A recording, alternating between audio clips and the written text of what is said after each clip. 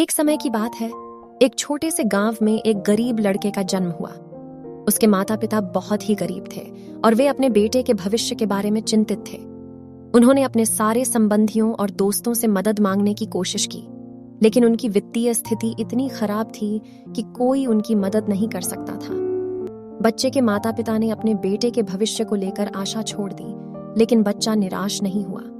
वह निरंतर पढ़ाई करता रहा और एक दिन वह एक ज्ञानी आदमी से मिला।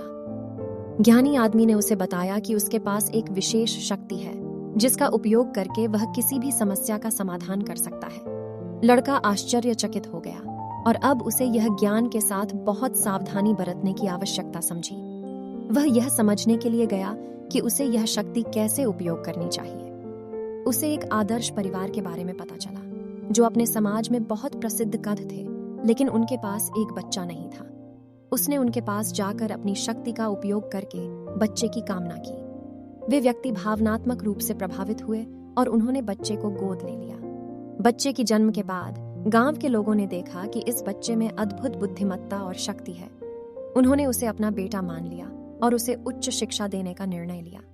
जब उस बच्चे ने अपने माता पिता को देखा तो उसने अपनी शक्ति का उपयोग करके उन्हें धनवान बना दिया। वे एक खुशहाल जीवन बिता रहे थे और अब उनकी सभी आर्थिक समस्याएं समाप्त हो गईं। यह कहानी हमें यह सिखाती है कि कभी भी निराश नहीं होना चाहिए और संघर्ष करने के बदले हमेशा आशा और विश्वास बनाए रखना चाहिए। सभी मनुष्यों के अंदर एक विशेष शक्ति होती है और जब हम इसे सकारात्मक ढंग से उपयोग करते हैं तो हम अपने लक्ष्य को प्राप्त कर सकते हैं।